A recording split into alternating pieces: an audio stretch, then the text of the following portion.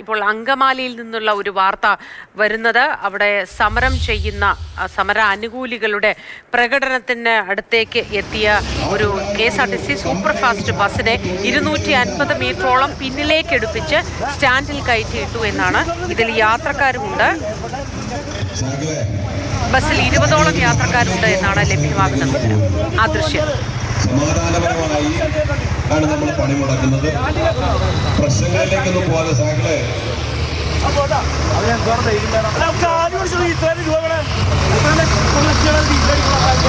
അപ്പൊ ഞാൻ പറഞ്ഞിരുന്നത് ഒരു നിശ്ചിത കാലഘട്ടത്തിലേക്കല്ല ഇനിയിപ്പോ തൊഴില്. ഒരു മാസത്തേക്ക് മുതലാളിക്ക് കോർപ്പറേറ്റ് ഇഷ്ടമുണ്ടെങ്കിൽ ഒരു മാസത്തേക്ക് തൊഴിലാളികളെ വെക്കാം, പിരിച്ചുവിടാം. അങ്കമാലിയിലാണ് ഈ സംഭവം. പ്രദീപ് ജോസഫ് വിവരങ്ങളുമായി ചേരുന്നുണ്ട്. Pradeep Joseph, good morning. 250 മീറ്ററോളം പുറത്തേക്ക് പിന്നിലേക്ക് വാഹനം ഓടിച്ച് സ്റ്റാൻഡിൽ കയറ്റിയിടേണ്ട ഒരു അവസ്ഥയാണ് അങ്കമാലിയിൽ ഉണ്ടായിരിക്കുന്നത്. സമരം ചെയ്യാനുള്ള അവകാശം പോലെ തന്നെ സമരത്തിൽ പങ്കെടുക്കാതിരിക്കാനുള്ള അവകാശവുമുണ്ട് എന്ന് അംഗീകരിക്കുന്നതിന് പകരമുള്ള ചിലതാണ് നമ്മൾ കണ്ടുകൊണ്ടിരിക്കുന്നത്. എന്താണ് വിവരങ്ങൾ?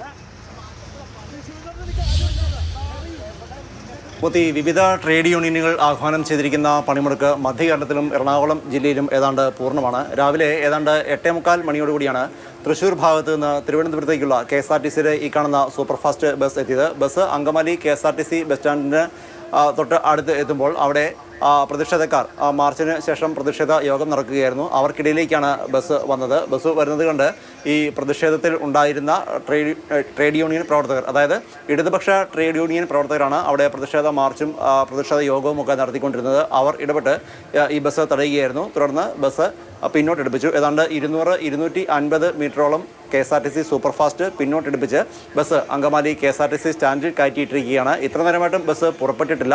പുറപ്പെടാനാകുമോ എന്ന കാര്യത്തിൽ വ്യക്തതയുമില്ല. ഏതാണ്ട് 20ഓളം യാത്രക്കാർ ബസ്സിനുള്ളിൽ ഉണ്ടായിരുന്നു. മറ്റ് അനിഷ്ട സംഭവങ്ങൾ ഒന്നും തന്നെ ഉണ്ടായിട്ടില്ല.